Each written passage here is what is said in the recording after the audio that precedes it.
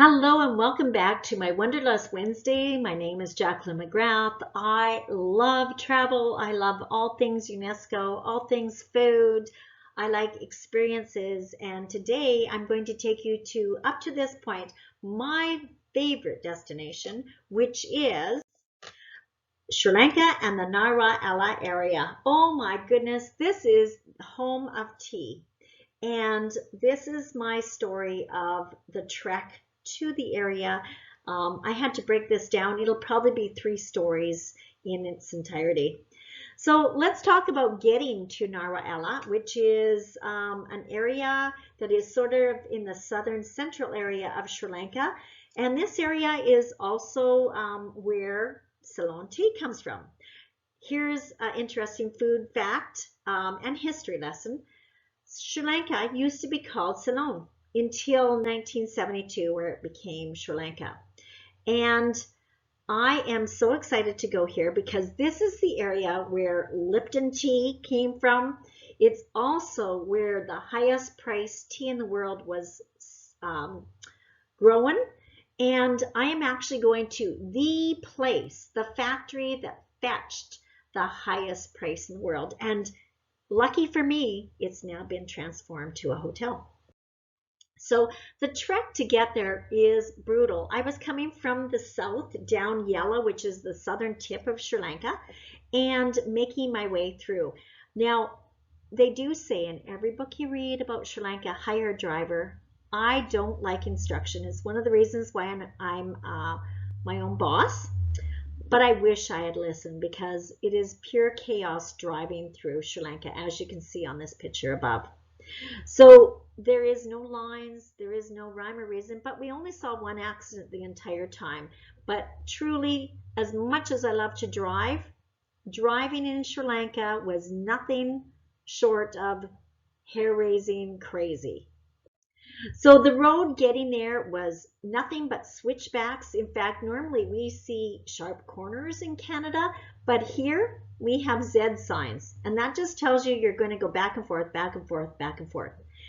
The trip from point A to point B is only 200 kilometers, which in Canada would take you maybe 2.5 hours.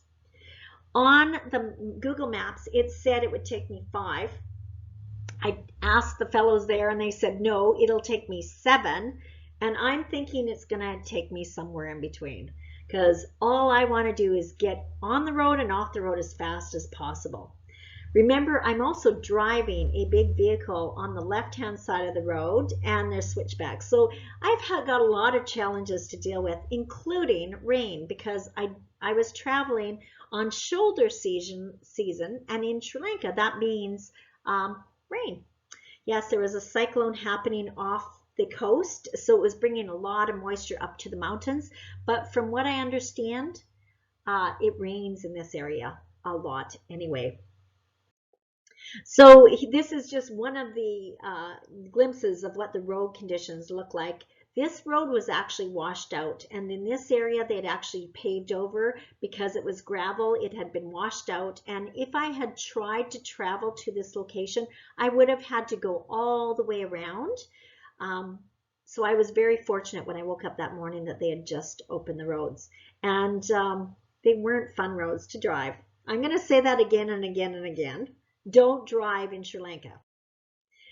Now, as we approached the tops of the mountains, we came across this, what will I call it? I would want to say a beautiful fall, but it was a muddy falls. It's called the Rowana Falls, and it's literally a fall that drops 82 feet. Now, there's a wild story about this, about an Indian epic story of a king who kidnapped a princess and had hid her behind a cave with the falls directly in front. You know that when falls happen, they create turbulence and cause a back turn, and quite often you get overhang. So apparently this king held this girl held hostage and for years, and apparently she used to bathe in the pools. As I was approaching this fall, I could see that it was crazy, over the top, rushing, and I was very fearful that they might wipe the bridge out. So we pulled over to the side of the road. I handed the camera to the boys and said, roll down your windows and snap lots of pictures and let's hope we get a good one. So you can see it's really coming down there fast. Now, the other thing that we noticed, I pulled over to the side of the road again to see this Sri Lankan car wash. Yes, how is this a car wash? Is this just a sign? No, that little notch is actually to hold the hose.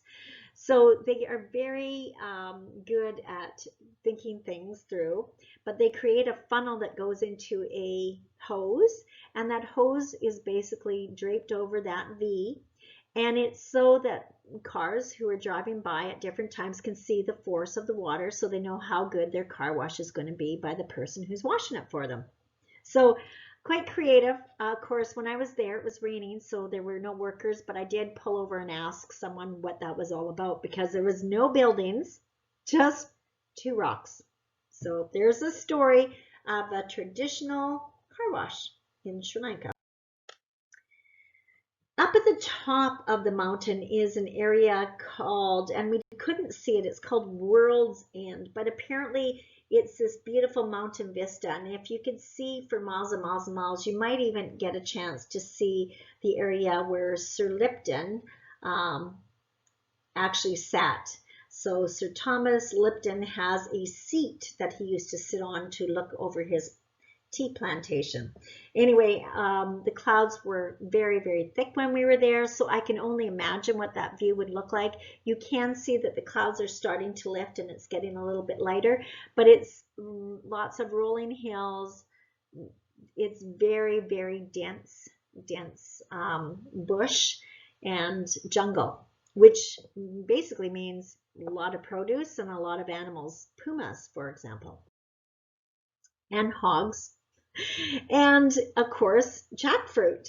So along the highway, and now you can see that we finally don't have rain, but here's some men, and they're always men. I did not see any women on the stands, and I'm going to talk a little bit about that as well. But men are in the lower income are the people who are working. There's a huge disparity between men and women working, and in the lower income, it's traditionally men that work. Women are to stay home with their families. The average Sri Lankan gets paid in rupees, not Indian rupees, but Lankan rupees, and I believe it's roughly about $5 to $6 a day if you're a good worker. So not a lot, and it's really hard work. So these people have just picked probably jackfruit that they've chopped down from the trees, and they're selling it alongside the road. We also have produce stands, and I'm thinking this is someone's home and their actual storefront. And this area for vegans, oh my gosh, you would love it. This area is hot, humid, and boy, what couldn't grow there? One of the, well, 2 really big crops that we saw there were cabbage, rice down lower, and of course up high in the mountains, leeks. So we actually pulled over to the side of the road. It was pouring at this time, so I didn't get really good shots, but these are people pulling out leeks, and of course now I understand why they're so sandy. So this was in a, I don't know, a little ravine kind of thing, and they're just pulling out and nicely layering their leeks. They wrap them in plastic, they put them on their backs, and away they go. They're off to sell their products. Kids are kids no matter where you travel. This guy was running down the street and then saw a round piece of wood, and he was trying to balance it. And like any developing country or underdeveloped country I've gone to, there's always dogs around. Of course, we all know that there's not money to spade or neuter their pets, so animals are everywhere. So kids are kids no matter where you go, and you constantly see dogs. It doesn't matter where you go. The area of Sri Lanka that we were in is a very big Buddhist area, yet I snapped this picture because the sign on the back says Jesus loves you, and I wanted to tell a little story about the unrest in Sri Lanka. There has been lots of civil unrest because of the Tamil Tigers fighting, and also because of religion. So it is a country that can be dangerous. At the time I was traveling, it was actually a good time. Shortly after coming back, not. So we finally land at our destination. Oh my gosh, this is the Heritance Tea Factory. It was at one of the most unique hotels in the Narwa area. It is 200 feet above sea level. It was built in the 19th century, and this original tea factory has now inside it a spa, a library, a gym, a putting green, a botanical garden, a boutique, a factory, an old lift, and tea picking. So it literally has everything. This has become a destination for a lot of wealthy Indians who come down for their honeymoon. So they fly to this teardrop island off the southern tip of India and stay at this resort. It is an expensive resort in their standard, because usually a budget accommodation in Sri Lanka is about $30. This one was well over $200 a night. And of course, the higher up in the building you go, the more expensive it becomes. So this is where I really wanted to go. I wanted to have the authentic, be in my element kind of place. So inside this place, it's literally like a museum, and I noticed that there was called the HETLERSETT bar, and I was wondering what that was all about. Well, apparently, the owner of this building was William Flowerdew. He actually bought or created this area in 1879, and he was from Netherset, which is a town in Norfolk, England, which is why this area is called Little England or Old England. And I'm not sure if Netherset has a Heatherset, but there must be some story. You can see it's dated 1936. I don't know if that's when the bar opened, but I'm sure there's some history. Maybe you can research it and find out more for me. You walk in the door of this old factory. It's converted. It's a tea factory that was sitting for like 3 years empty. It was decrepit and falling apart, and some guy got this great vision to create it into a unique luxury hotel. And you can see by the ambiance of these pictures, it is over the top, ambiance, beautiful, amazing. It's like walking back in history to wealth. So they've used lots of tea things that were actually in the building, and you walk in the door and right away people come. They're all dressed in white. The men wear dresses just past their knee length. A lot of them had the more dedicated staff had blazers and name tags. They all had their heads wrapped, but they walked over and handed each one of us a warm towel for our hands to wash our hands. They then gave us a sugar cube, which was interesting. We were told to suck on it, so I guess it's something special. And also they dispersed a spoonful of aniseed seeds and cardamom, which we were to chew. So we were then escorted to an area to sit on linen couches while they waited to check us in. And they served us an option of either your traditional orange pekoe tea, which this area is known for, and a vanilla tea. So it was your choice.